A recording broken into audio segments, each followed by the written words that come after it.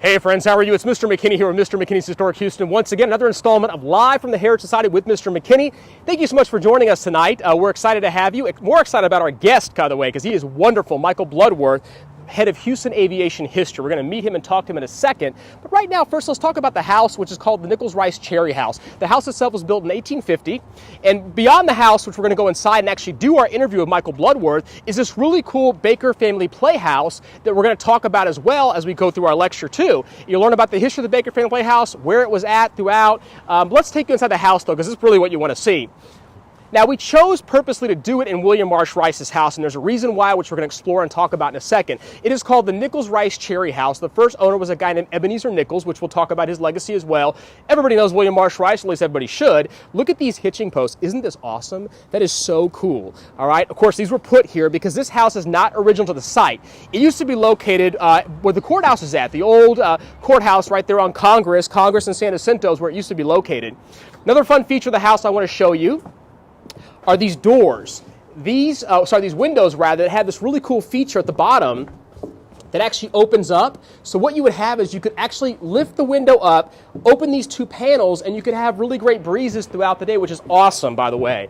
Let's go inside the house itself. Now, this door matters in regards to the legend of a woman named Emma Richardson Cherry, okay? It's one of the reasons why she bought this house. Story has it, she actually bid $25 for the house itself, for the door itself, and then she ends up getting the house. Didn't really want the house, really wanted the door. Legend has it, but that's been disputed, so we'll just leave it at that. Let's come inside.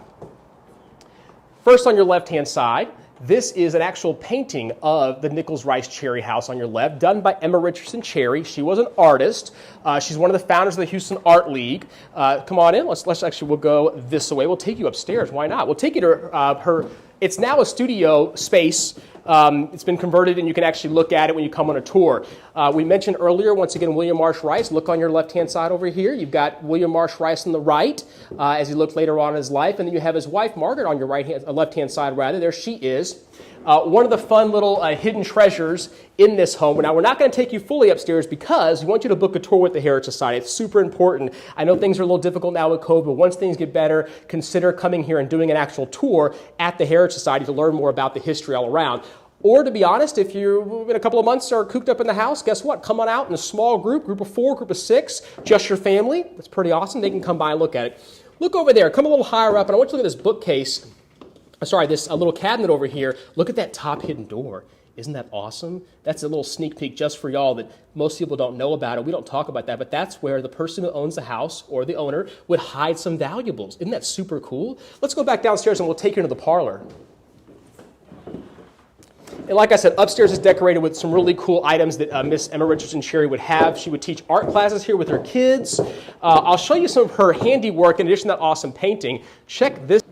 This was done. Everybody thinks this is wood, and it's not. It is hand-painted. These were painted with little feathers to look like faux wood. So what's super cool about this door is that it was done by Emma Richardson Cherry to kind of really make the house pop a little. Look at the woodworking you're going to see throughout the entire house. That's one of the reasons why she fell in love with this home, because of all the detail you're going to see all throughout. And once again, Ebenezer Nichols, who built the house in 1850, was a merchant. He was actually a business partner of a guy named William Marsh Rice. We talked about him earlier. So here's the parlor. You can check it out, wonderfully decorated. A lot of these items are from the same time period, but they're not necessarily Mr. Rice's items. A lot of his items were liquidated in an effort to put money towards the foundation / Rice Institute, which is, of course, his wishes. But just look at the house itself. It really is pretty, and you can learn more about the house at theheritagesociety.org. You can take a virtual tour with a cell phone if you'd like to. Those options are also available. Let's take you into the kitchen as well. And we set it up as a game room right now, but just look at the woodworking. Once again, up the staircase. These are things that really just made the owners proud of this particular home, so you can check all that out. Now, come on in. What I'm going to do is I am going to, let's just meet our first guest, by the way. Come on in. Here we go. There he is, Mr. Michael Bludworth. Hi there. Welcome, everybody. Welcome to you, too. Yeah. No signal. Look at that. So you might know Michael Bludworth if you have gone to the 1940 Air Terminal Museum, because he's certainly. I'm going to get this signal working again. Part of the fun magic of TV. There we go. There we go. Live, Facebook Live. So you might recognize Michael Bludworth from the 1940 Air Terminal Museum, which he's a regular over there doing lots of different lectures all the time, but he's also all over town. I've had the pleasure of seeing you at many different events and gatherings because you're so in demand. I think when we talk about Houston aviation history, which is Mr. Bludworth's specialty, really it's something that I think only you do, or at least the way you do it. Well, it's just part of what I do. I have to understand that this is aviation history, but it is really Houston's history. And as such, it's not just about airplanes, but it's about the people, the figures in Houston's past and present that have contributed to making it such an important city as we move into the 21st century. And you talk about the backroom deals, you talk about how some of these spaces came to be, and I think that really fascinates people. And then Mr. Bludworth will also talk about things that used to be airports, which we'll get into as well. So we're super excited to have you. Real quick, I want to make sure everybody who's listening and tuning in realizes this is part of a series that we're doing here at the Heritage Society. Once again, it's called Live from the Heritage Society with Mr. McKinney. We feature a different historian every single Wednesday. So we'll be doing that next Wednesday with Kimber Fountain. She'll be with us, and we'll be doing over the St. John's Church, that beautiful 1891 church, and then she'll be talking about the history of Galveston, the Maceo family, and of course the Red Light District and the seawall. Then we're skipping a week, but on the 29th, we've got Stephen Fenberg. Stephen Fenberg wrote the book about Jesse H. Jones. You might have heard of Unprecedented Power, which is a really wonderful book about, look how thick this book is on Jesse H. Jones. It is everything you ever wanted to know about the legacy of Jesse H. Jones, and we're going to do that over the Sedai House. Those not familiar with the Sedai House, it was built in 1905. It's our youngest house that we have here at the Heritage Society, and Mr. Henry Sedai was actually in oil, so it makes sense for us to honor someone like a lumber and oil baron that is Jesse H. Jones. And once again, this is Kimber's newest book. She'll be talking about the Maceo family, which is the authorized biography. That makes it super cool because it's all about the family itself, some of the backroom deals about the Maceos and how they got everything going, so in the free state of Galveston. So we're looking forward to that happening. But again, Stephen Fenberg on the 29th, and then Will Howard's going to be with us on August 6th. So just a really great collage of important historians here in Houston that really care about our city, that have been talking about Houston's history for many years now, and in some cases decades, and we want to give them a chance to get out there and for y'all to like and follow their pages. We are going to, by the way, talk about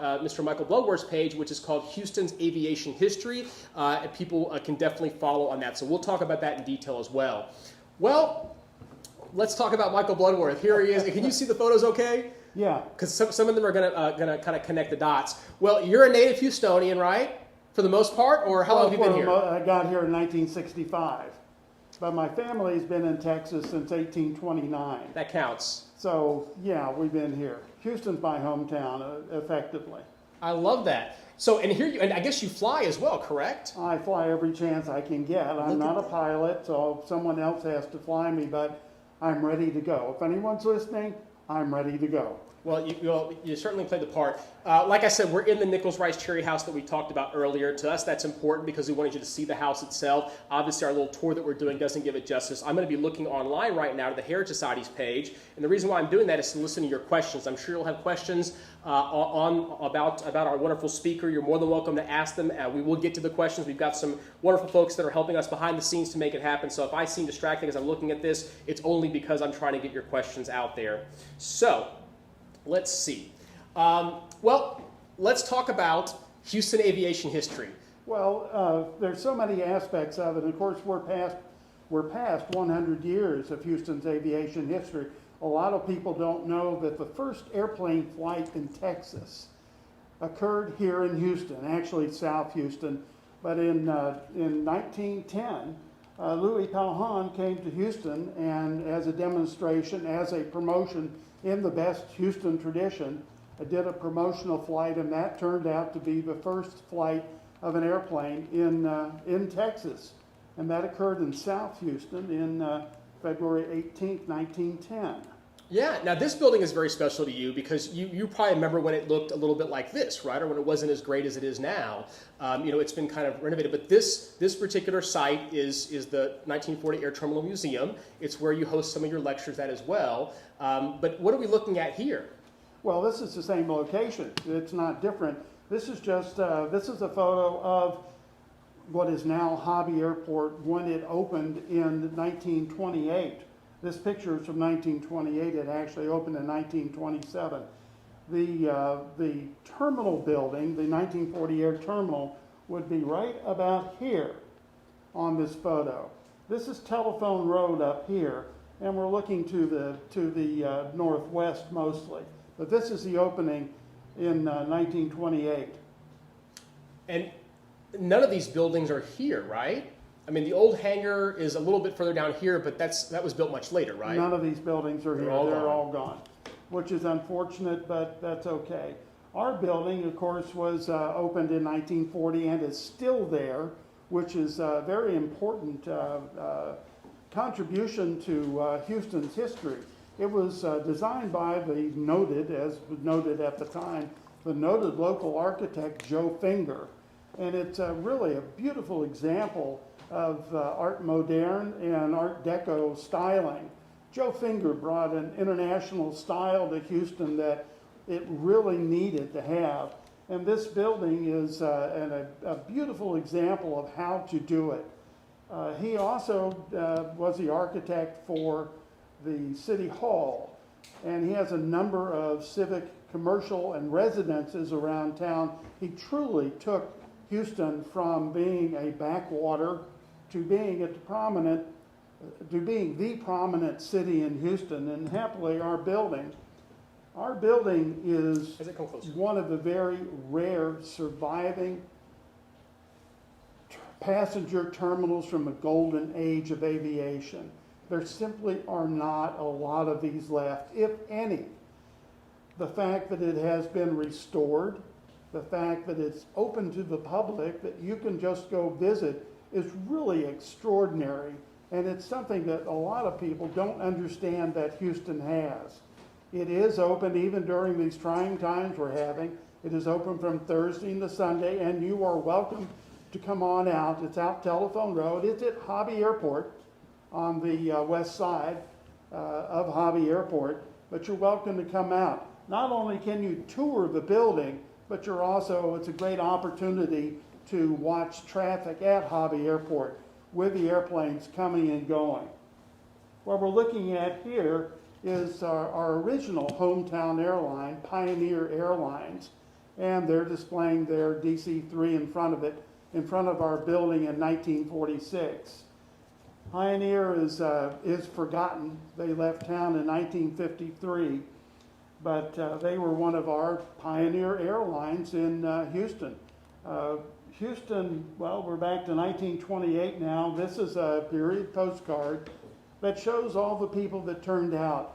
In 1928, to come out to the airport was a 45 or hour-long drive down a crushed shell road. It was, there were a lot of complaints that the new airport, the Houston airport, was so far out of town that it was inconvenient for Houstonians to make it out there. And I say that in the regard that there were a number of other airports that were in town. Hobby Airport, what we now know as Hobby Airport, was not the first airport in Houston. Matter of fact, in 1925, only 2 years before, there were a total of 5 airports in town. Even Rice Institute, as at the time, had a flying field. However, none of these flying fields met the requirements of the Bureau of Air Commerce. And this airport was set up by Houston's business community. Mr. McKinney has spoken about the movers and shakers. Well, a mover, W.T. Carter Jr., got it together to get the business community to produce this airport solely for the purpose of bringing in U.S. airmail. And they succeeded in doing that. And that's part of what we're seeing here is the grand opening of the airport on March 2nd, 1928. Now let's go a little backwards though, because we got an airport for a reason. There's a reason why we got an airport. What was the main catalyst for Houston getting an airport, a municipal airport? Well, they needed Houston needed an airport that met Bureau of Air Commerce Class A characteristics in order to receive mail. Houston did not receive mail by air. The air route was Contract Air Route 21, and it came all the way from Chicago. And it went to Chicago all the way to Dallas. And in Dallas, they put it on a train to bring it to Houston. And that, of course, slowed it down. And that put Houston a minimum of 2 days behind anything that Dallas was doing. So if you're preparing bids, sending invoices, getting receipts, anything, Houston was at best 2 days behind Dallas. The Houston community, the Houston business community responded immediately by moving to open an airport so we could also receive airmail. It took 2 years and then it came in.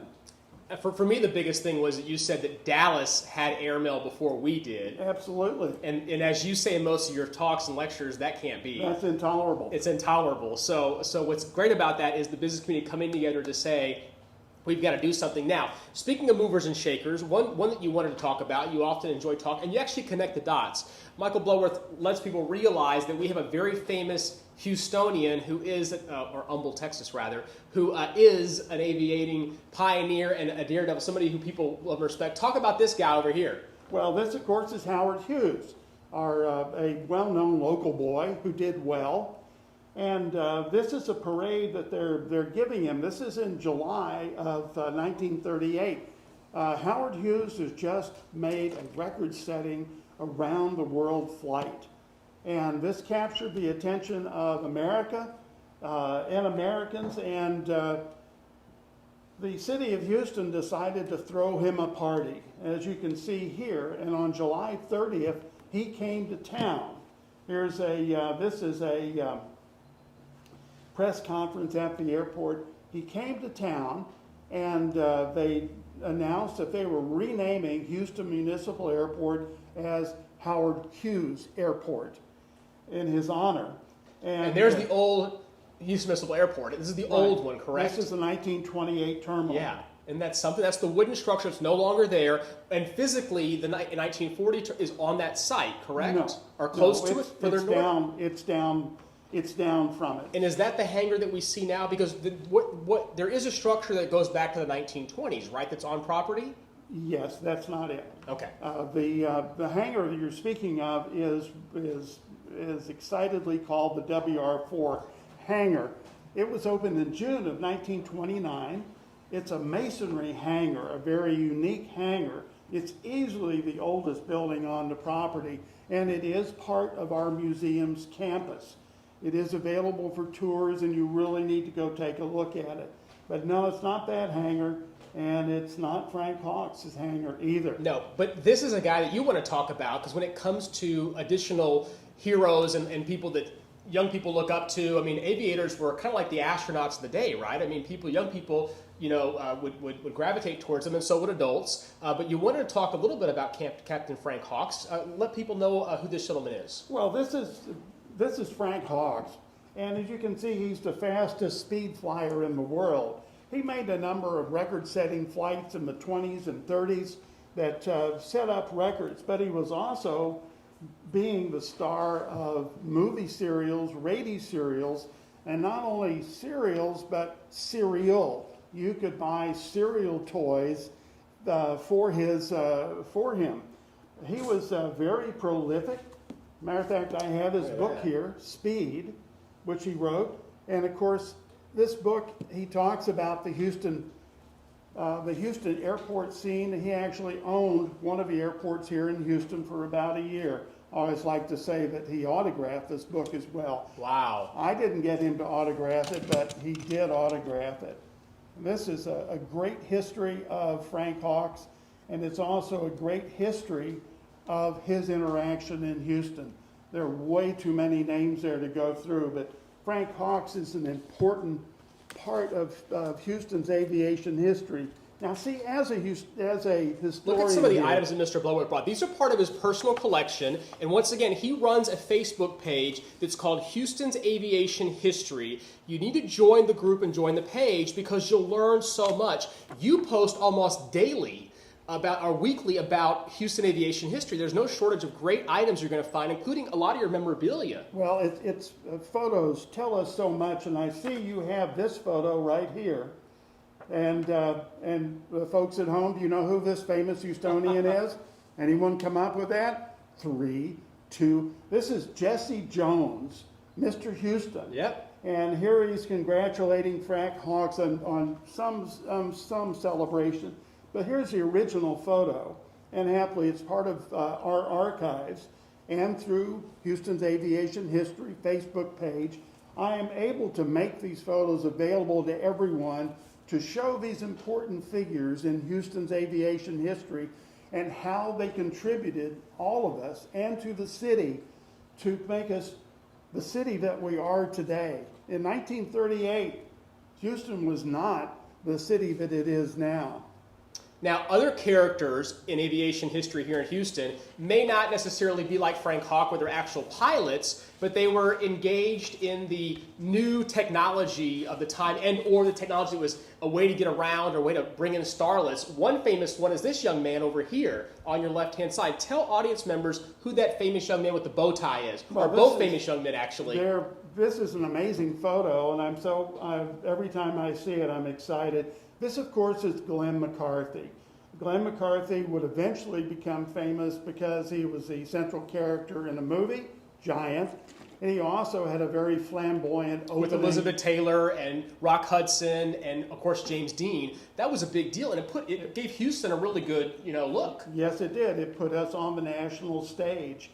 But he was also an oil man. He did so much. He made fortunes and lost fortunes, quite a meteoric career. People best know him for a little bed and breakfast he created, right, down on Main and right, the Shamrock Hotel. And he threw a big party for the opening of a Shamrock, including leasing aircraft. And there it is, a Shamrock Special coming in. Here he is with his DC-3 and his family. Oh, look, I have that picture too. Look at that. Look at that. I can't tell you how important it is to be able, there's so much you can learn by looking at a photo that is not apparent just because of whoever's in the front. By the way, that's his family, his wife and all his children. Frank McCarthy also owned a number of racing planes that he kept at the airport here, and they're all named the Shamrocks. One of the airplanes he did have was the Flying Penthouse. Howard Hughes had a Boeing 307 that he purchased in 1940 solely for the purpose of ferrying starlets from Hollywood to Houston. This is his hometown. Hughes never forgot that this was his hometown. He would come here to unwind, and he would bring Hollywood with him. Look how luxurious this is. I mean, and of course, this is what it looks like today. These are all photos from Houston's Aviation History, which is Mr. Michael Bludworth's Facebook page that he has. It's a group page, so you can join the page. So please do, because you'll learn with these daily posts that he does about aviation history. You will just learn so much about our city's past. But this is the plane nowadays, and look what it became, right? It's a houseboat. It is on dry land now. It is no longer out there. But there it is, and the interior is pretty much the same. But they only built 12 of these airplanes. One is in the Smithsonian, and this is the other one. So this is a great save for all of us that is able to come down this far. This airplane sat derelict at Hobby Airport for nearly 40 years. Oh, wow. And James asked a question. He asked the question of, what was Hughes' plane? So I guess this answers one of the questions that James had, but he had multiple planes. He had many, many aircraft. I mean, people know the Spruce Goose, and they know the famous ones that, right, made waves, but... Here he is. Here's Howard Hughes. Later years. He's in the cockpit of a B-23. This is a World War II bomber. he ended up owning 6 B-23s. And we actually have a couple of photos of them on the ramp at Hobby Airport. But there he is. And this is the post-war Howard Hughes, a great Houstonian who did many wonderful things for his city. He never forgot the city. So for those folks that are just joining us on Facebook Live and Instagram Live, thank you for doing that. We're here with the Heritage Society, here at the Heritage Society in Sam Houston Park. We're in the beautiful 1850 Nichols Rice Cherry House, which we talked about it earlier, and you can always book tours here. But and we're here with Michael Bludworth, by the way, with Houston Aviation History. Let's go back to the beginning. Let's talk about the first flight in Texas, because you mentioned this milestone earlier, but this is from your Facebook page, which once again is Houston's Aviation History with Michael Bludworth, puts it together. And on February 18th, 1910, you talked about this earlier, but here it is. Let listeners that are just tuning in now and those who maybe missed it talk about the first flight. Well, it was a stunt flight. It was part of a promotion. I mean, this is what Houston is all about. Since right? the beginning, 1836. They were the Houston Post and the developer were promoting the new houses in South Houston. So we're out at where now is College and 45, and in an open field there, the king of air shows, Louis Pauhan is his name, brought 4 airplanes, his wife, 2 mechanics, and their dog, and they flew. And as it turned out, that was the first credible flight of an airplane in Texas. And here, it makes the papers, by the way. I mean, here people talk about the Daily Post, the Houston Daily Post, on February 17, 1910. Here's a little clip of that. Mm-hmm. And there's a plaque there, by the way, at the Chamber of Commerce in South Houston, the city of South Houston. So these are really fun, ways to kind of talk about Houston history. Let's talk about the Bel Air aviation out west. Well, this is... when Pauhan flew, there were Houstonians in attendance that were already building their own airplanes. And the most important one was Shorty Walker. He had built one in his garage on navigation, and he would go out and fly it in the fall of 1910. So he's only 9 months behind. Eventually, he and his friends would coalesce at an open field in Bel Air, about where Pershing High School is now, except they went all the way down to the bayou. And what we were seeing there is this is a Blériot type airplane that Shorty Walker built, and one of the hangars that would end up on the property. Now you can flip the page. Sure, another famous guy. Yeah, this is also at it, and this is one of the little pieces I have. This is Cecil Cannon, and who is Cecil Cannon? He's an oil entrepreneur of the time, and he based his aircraft there. So the Bel Air Field became known as Cannon Field, C.C. Cannon Field. Go back to that Sure. one. This is Benny Howard, which, of course, you don't know who Benny Howard is unless you know aviation. But he would end up, once again, being a famous local aviator that set a number of racing records, built a number of racing airplanes, and his airplanes are still flown today. And he was a mechanic with Cannon Field. He shared that field with another oil operator by the name of S.E.J. Cox, Seymour Cox. And here we go. And Seymour Cox also had a number of airplanes. This is 1919 on the Bel Air Field. And that's Mrs. Cox and their son Cox. I have been able to identify one of the crew members in the back. But we find a photo like this and we go, oh wow, look at this. I know where he is. I know what's going on. I know what that airplane is. This is a great addition. S.E.J. Cox, and you can see the name of his company on the other airplane, was another oil entrepreneur in Houston in 1919, just after World War II. And he also they loved aviation. Where are these people now? Well, of course, that meant they were oil entrepreneurs. That meant that they were embezzling money and stealing money from their investors, and they both would end up in federal court in the early 20s. So it's another great Houston Oh, story yeah. in the most traditional way. It's Enron back in the day. More photos of the Bel Air Field. This is, of course, circa 1929. All these amazing photos are from Houston aviation history. There's a better one of C.C. Cannon Field over there, and there's the photos right there. That's the original right there. And this is Bel Air. Well, technically it's Houston, and we're going to talk about where it is in a second because I think it'll blow people's minds. I want you to give that big an announcement. But look at the prairie out there. I mean, it was really not developed in 1919, the area we're talking about, by the way, you'll notice that just to the north of it is the city of West University, which is 1917. It was plotted out. Southside Place is 1925. Bel Air is 1908, so Bel Air does exist in this area, but it's further out west. This is really in between Houston and the city and the town of Bel Air. Well, Bel Air is not next to Houston. They intentionally put it out in the prairie. Correct. So it was not part of Houston. Part of the selling feature. You can get your own farmland. And that left a whole big chunk of property between Houston and Bel Air, and that included open fields, and here we are. And that open field in 1911 was a location for the Cotton Festival. And one of the things they did is they had air shows. And this is some international aviators came over from New Orleans and they flew their planes. And the most impressive thing here, of course, is how many people turned out. Houston has always been an aviation-minded city.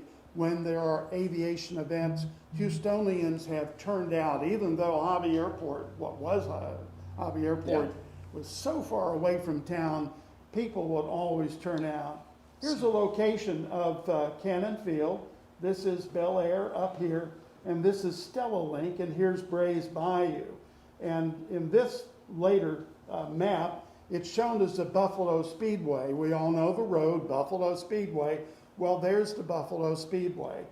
And Now, what's currently on that site? Well, homes. Oh, but where this area is at over here, I know that there's a very famous school. We might have some young alumni that might have gone there, some little kids that might go there. But Pershing Middle School is on that property. Pershing Middle School, So is Sheltering Arms, the nonprofit there. So is the Weekly YMCA, and so is the Stella Link McGovern Library branch. So that's probably why those areas were able to be developed there, because that land was so large parcels available. And you'll see that throughout Houston's aviation history. You'll see some of these old airfields and airports that end up becoming things like you talked about, the one that's not there on Highway 90, for example. People probably shop there every day. Tell people what's on that field and what used to be there. What, the one down on 90, Sam Houston Airport? Well, yeah. Sam Houston Airport, which has a date coming up, by the way, on July 12th. Look at that, anniversary. The anniversary of its closing in 1956. Oh. Sam Houston Airport was the second largest airport in the Houston area. After World War II. And this is by Butler Stadium. It's just north of Butler Stadium. It's in the Westbury area. There are physically homes on that site now. But talk about the one that's on Highway 90, a little further up. Highway 90 and Old Spanish Trail, Kirby area. What used to be there and what's there now? Well, that's South Main Airport. Yeah. South Main, this is about where the Target, the Super Target next to the Dome is right about here. Here's OST, and this is Main Street coming in. This was all outside the city, of course, when it was in business. And these were all sod runways. They did not have paved runways. But this is South Main Airport. When this got sold off, they essentially moved over here. This was Edwards Airport, Main Street Airport, South Main Airport, and it was one of the contenders to pick up the city contract to be the mail. And this is across from Fiesta. So like I said, if you ever go to the Super Target there on Highway 90, you're likely shopping in an old airport. So how cool is that? This is things you're going to learn with Houston aviation history when you follow and like their social media sites. You'll learn all about that. Well, this is a fun photo from the Bel Air Field. Right. This was a promotion to bring airmail to town. This was May 1st, 1927. You don't know how hard I had to find that date. But it's May 1st, 1927. And 1 month later, in June, they would break ground on the Houston airport. This is the Bel Air Field, and they had a promotion for airmail. This is a big deal. It is a big deal. And so Michael Bludworth will take some of these older photos, and he doesn't have much to go, maybe sometimes a caption, but he'll look at the airplane, he'll look at the clothes. What else will you do besides those things that kind of picture, maybe even a poster? But you put a lot of time and energy into doing the detective work to find out what year. It's photo interpretation, and that's what I do. When I get an old photo like this, there are two things that happen. One, I'm going to scan it. I'm going to preserve it. And I may need to restore it. A lot of these old photos are in bad shape and they need to be restored. And then we need to interpret the photo. What can we learn by looking at it? This happens to have the news information on the back since it's a news photo, but there's even more to be learned from it. And so, yes, I enjoy photo interpretation. I enjoy trying to figure out the things that are not so obvious in the photo. We're so happy and we're so lucky that photography was as big a hobby in the 20s as flying was. And if you had an airplane, you wanted to have a picture with it. So they did, just like this. By the way, Mrs. Cox and Hal Block and young Master Cox are going to take this airplane and fly to school in New York in October of 1919, which is why we had that picture. It took them the better part of 2 weeks. They didn't crash. They came close once. Wow. But it took 2 weeks to get to New York in this airplane, a Curtiss Oriole if you're keeping notes.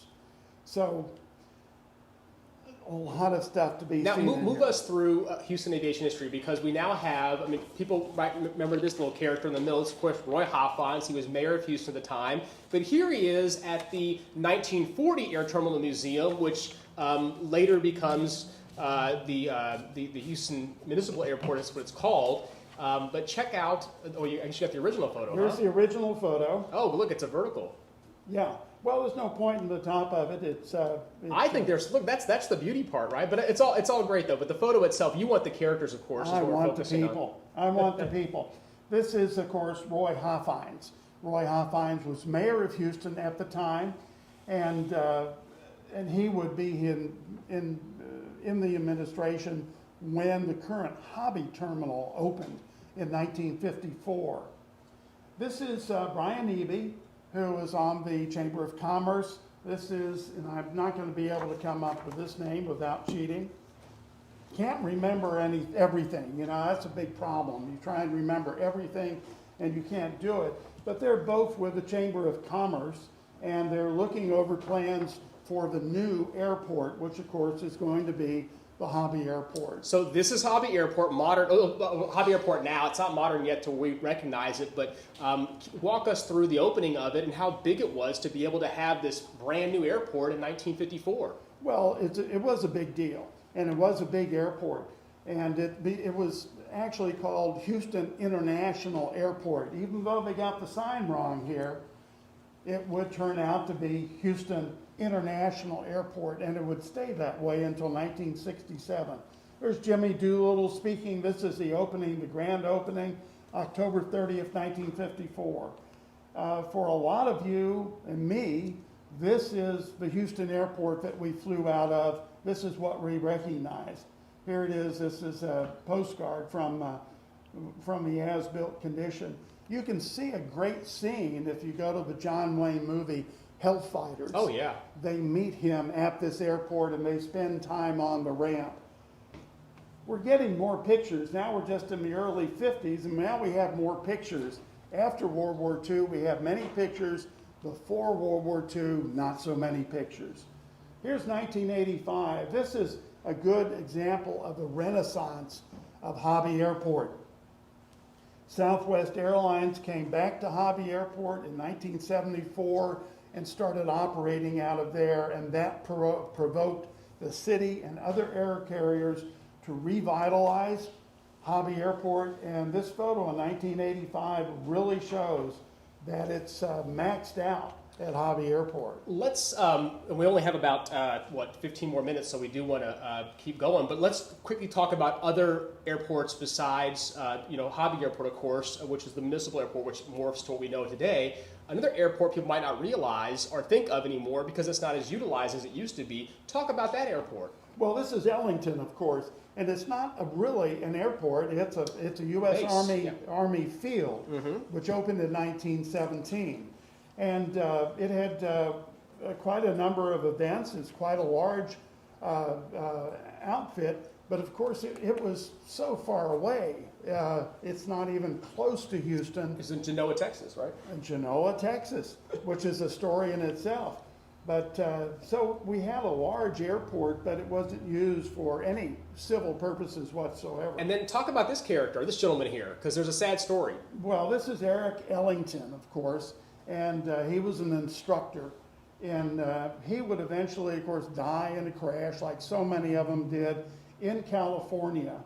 And they'd apply his name to the new training base that opened in Houston in 1917. There's so many good stories. Another hero that passed away in the line of duty or in flight. Talk about this particular tree. Well, this is the hero tree. This is and the plaque, of course, for Captain Gary Harrod, who in I forget exactly when, isn't there a date? Well, I think 1961, his jet flamed out and he crash landed it in Meyerland. And he skillfully avoided crashing into homes and a school. And because of that, they put up the hero tree and a plaque in Meyerland to commemorate his sacrifice. There are a number of small, this is an aircraft similar to what he would have been flying in the early 60s. He was out of Ellington, and like I said, he had a flame out. And people don't think about this other important aviation history milestone here in Houston, but obviously being the medical center, being the world's largest concentration of medical facilities, there's something else that gets pioneered here in Houston by a very colorful Texas character. Tell us about this program. Well, we're talking about Life Flight, of course. This is not the first air ambulance in the world, but the first one that is part of a hospital. Dr. Red Duke, of course, instituted this. And it's still a part of our what goes by every day in the air. We see these medical helicopters going. Here's one at the museum at one of our open houses. And it's just another example of how Houston has always been innovative in using aviation. And moving on, I do not have a picture of that. I have. Oh, that's okay. We got more pictures. In fact, people might not realize this Alfred Finn Design Hospital, which is, of course, the Veterans Hospital here in Houston, not too far from there, another airport. Talk about that a little bit. Well, this is Cunningham Field, and this is Old Spanish Trail here. The Veterans Hospital is still there, but of course now there's a lot more. But in this corner, and this is one of those things where, gee, what a nice picture of the Veterans Hospital. And then you go, well, what's that? In the background, you go, well, that's another airport, and you begin to do the research.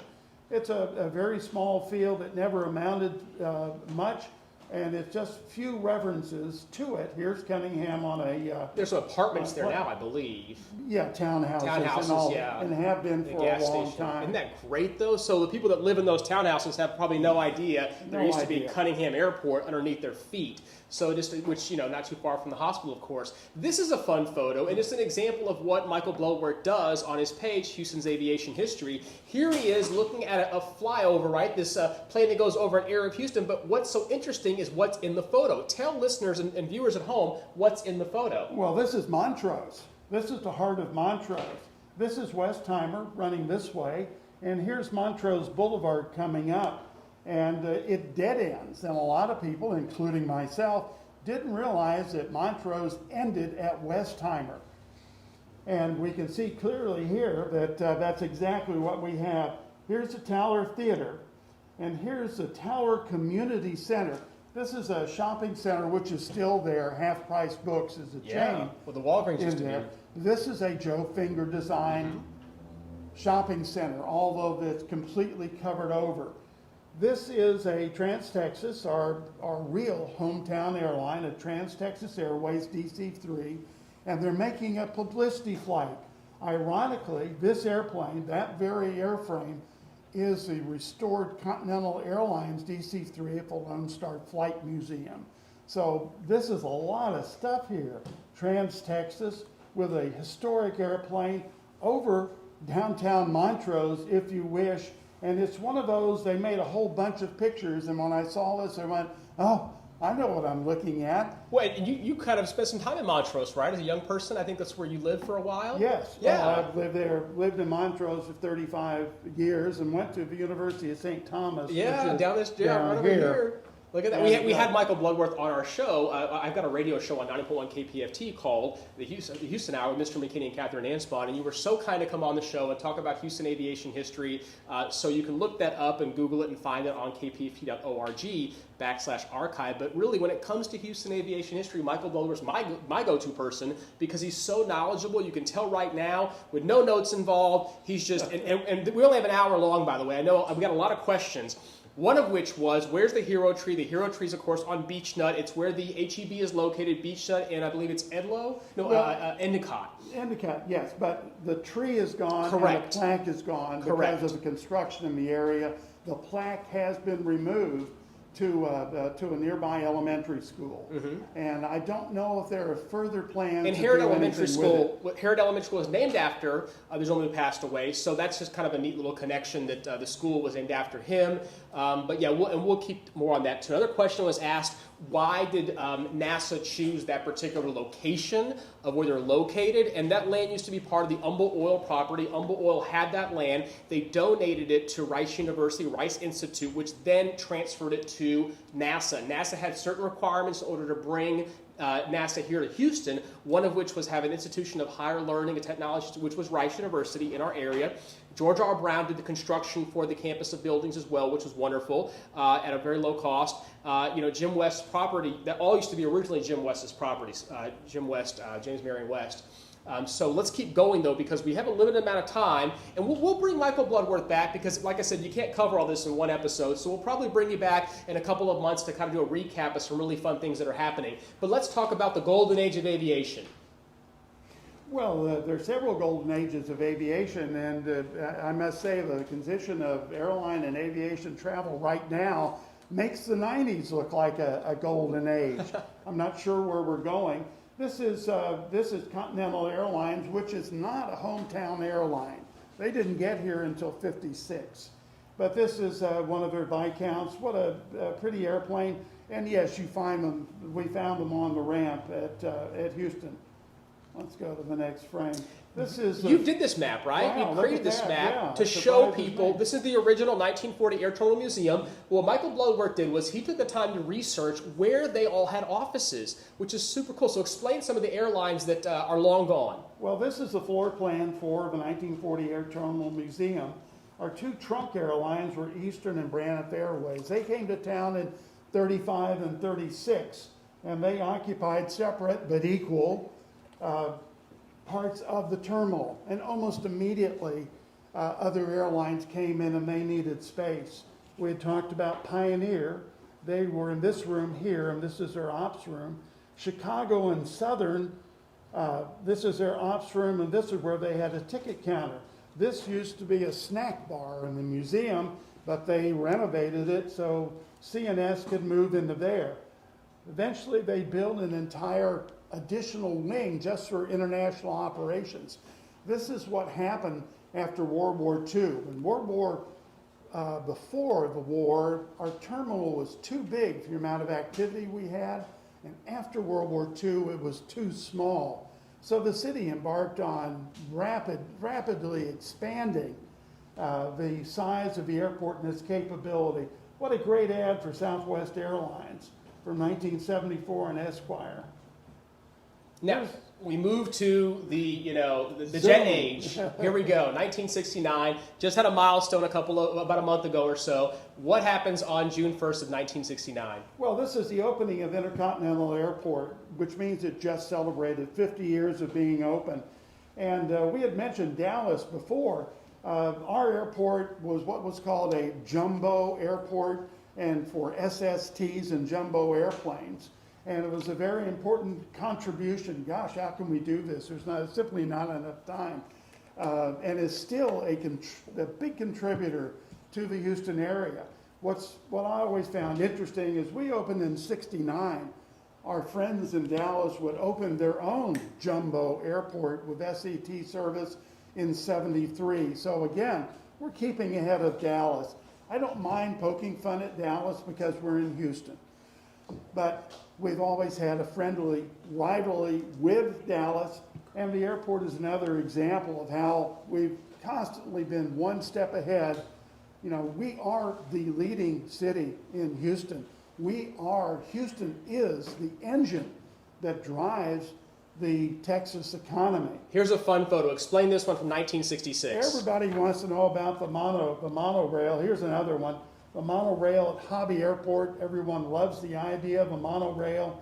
It was set up as an experimental program in 1966 and didn't go anywhere. And obviously, in '69, Intercontinental opened, so that was the end of that. And Houston tried in the 80s to get a monorail. It wasn't successful. It didn't pass. All these things have happened over the course of our history with trying to have mass transportation, which we do desperately need as our city grows to become the third largest city soon. Well, I have people fondly remember this, and so they want to talk about it. And they get confused with the one that was over by on Highway 90 by the Astrodome, which is Right. a separate one. So both of these were just done experimental, not necessarily to be like mass transit to connect to different parts of Houston. So that's a fun part about it. But this is a fun photo that you've often asked us to kind of showcase because it's 1982. You can tell on your far left-hand side the 1982 Allied Bank building, which is 83 actually. Allied Bank building is almost completed, still under construction, and our city is booming just nonstop. There's the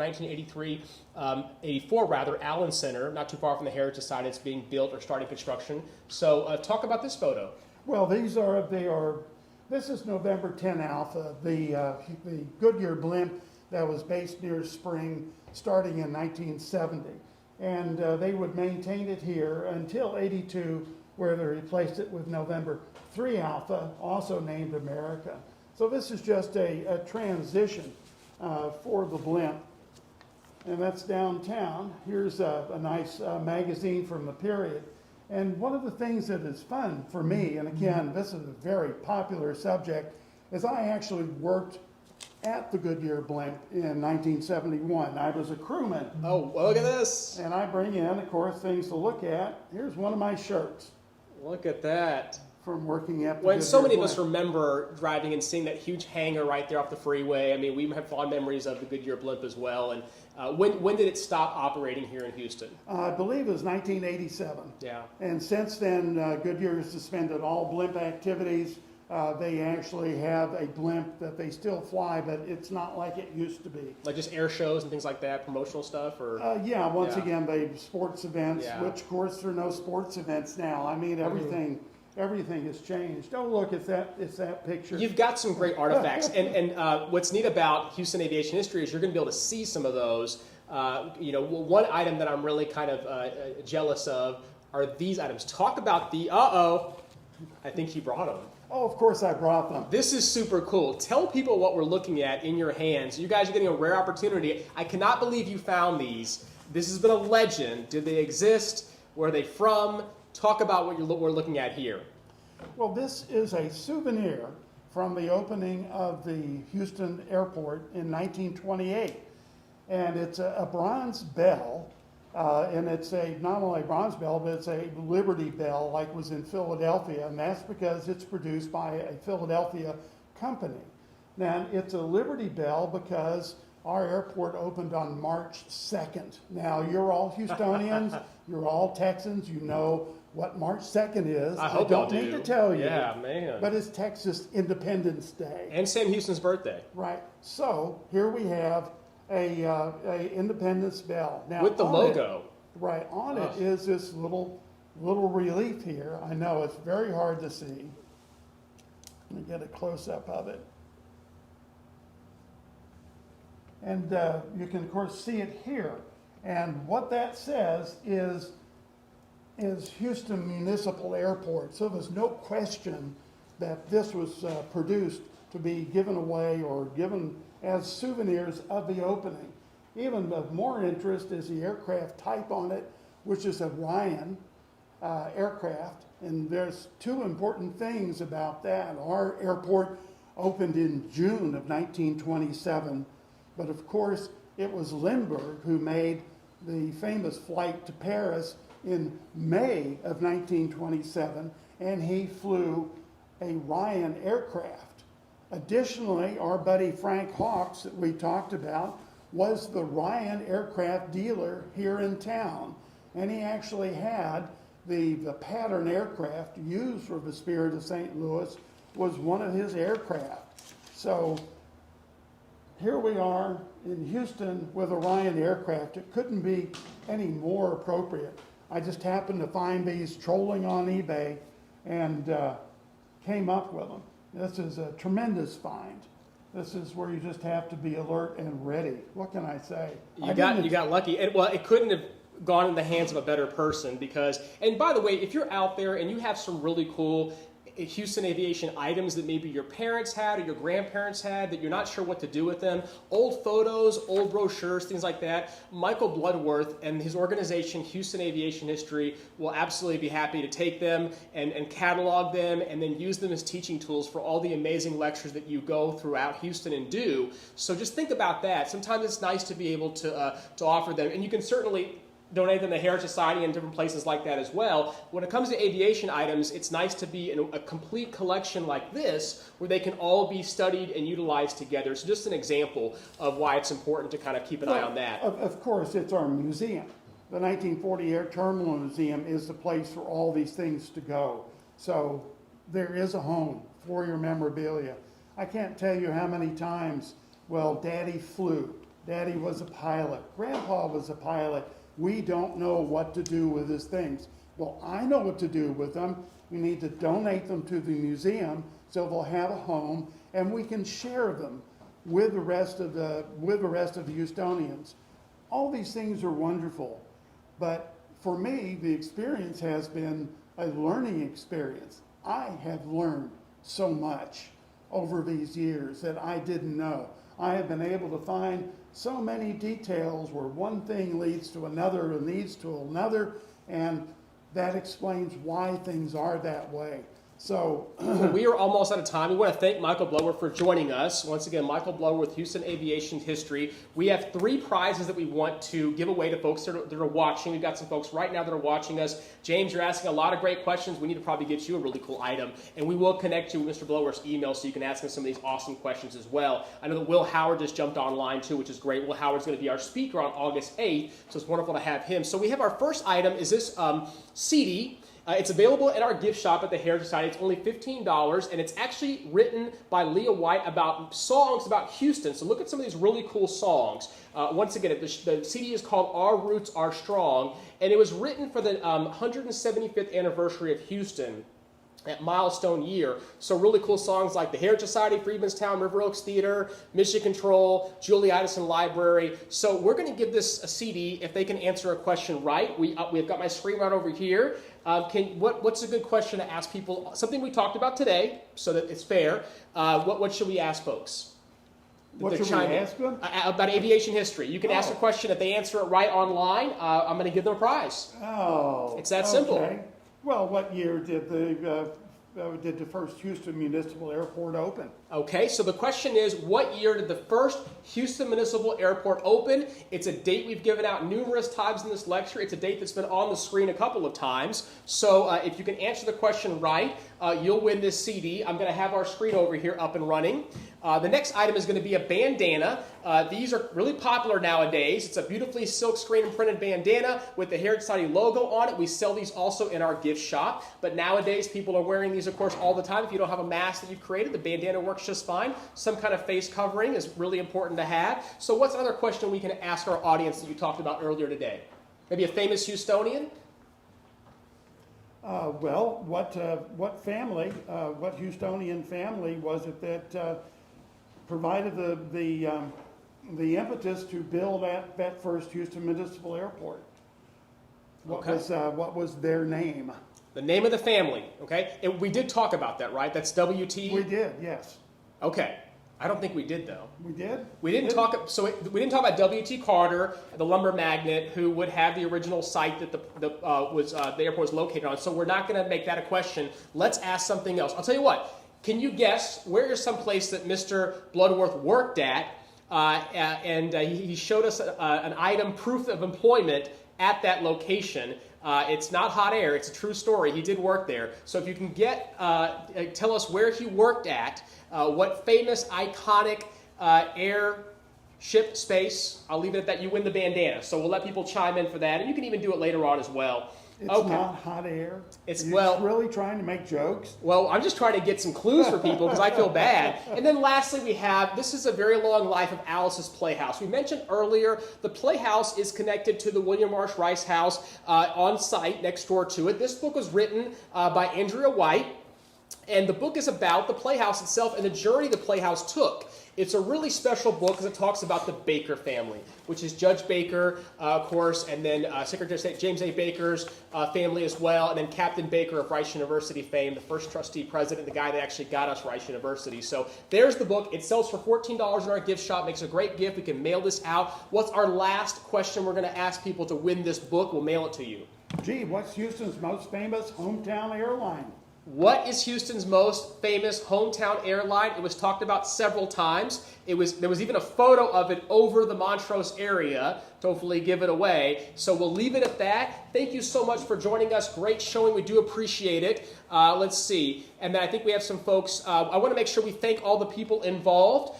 Thank you, of course, to Lana, who's our associate producer, Isaac Saravia, Kai also helping us out too, and then Kean Harden. We appreciate y'all. Thanks so much to Allison Aries Bell, who's our executive director at Heritage Society, and of course, Manette Baszler, who is our board chair president. We'll see you next Wednesday, and each Wednesday at 7 o'clock. Once again, Kimber Fountain's going to be joining us talking about the Maceo family and the Red Light District. Thank you again to Mr. Michael Bludworth for being here and sharing your amazing knowledge. Anything else you want to say before we leave?